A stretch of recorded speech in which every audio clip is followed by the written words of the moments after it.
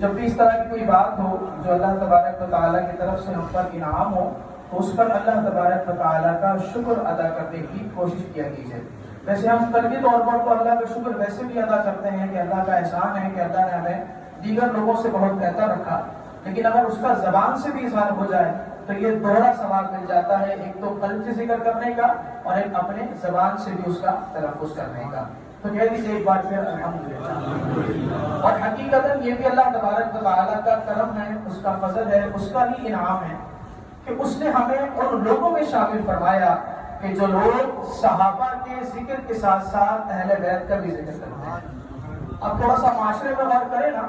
تو آپ کو کئی لوگ اس طرح کے ملیں گے کہ جو ذکر صحابہ تو بڑے گج بج کے کرتے ہوں گے، لیکن اگر ان کے سامنے کہا جائے کہ ذکر اہل بیت کیجئے تو ان کی ناکیں چڑھ جاتی ہیں، ان کے ابرو پر بل آ جاتا ہے اور وہ کہتے ہیں جی ہم یہ کام نہیں کرتے۔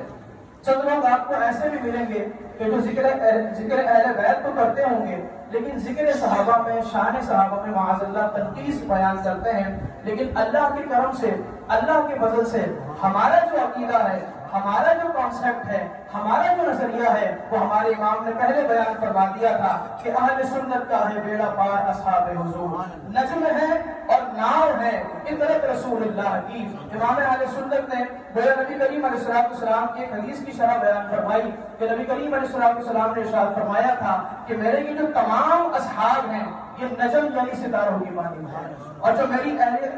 اہل بیت ہے یہ کشتی نوح کی مانند ہے۔ اس کی سمپل مثال سمجھنے کے لیے آپ کو بات سمجھ میں آ جائے گی اور حدیث کی شرح بھی سمجھ میں آ جائے گی اور امام اہل سنت کا یہ شعر بھی سمجھ میں آ جائے گا کہ پہلے کے زمانے میں اگر کسی نے کشتی میں سفر کرنا ہو، کشتی میں جانا ہو تو اس کے لیے دو چیزوں کی ضرورت پڑتی تھی سمندر میں سفر کرنے کے لیے، ایک تو کشتی کی، سفینے کی، اور دوسرا اس اپنے منزل تک پہنچنے کے لیے ستاروں کے ذریعے راستے کی۔ تو نبی کریم علیہ السلام نے گویا حدیث میں بیان فرما دیا کہ جس طرح سمندر کو پار کرنے کے لیے ستارے کے ذریعے راستے کی اور پار کرنے کے لیے کشتی کی ضرورت پڑتی ہے، اگر تم نے اس دارالعمل میں، اس دنیا میں اپنی زندگی صحیح و سالم گزارنی ہے اور خود کو جہنم سے بچا کر جنت میں لے کر جانا ہے تو تمہیں بھی اہل بیت کے دامن کو تھامنا ہوگا اور صحابہ کے دامن کو تھامنا ہوگا۔ تو یہ اللہ کا فضل ہے۔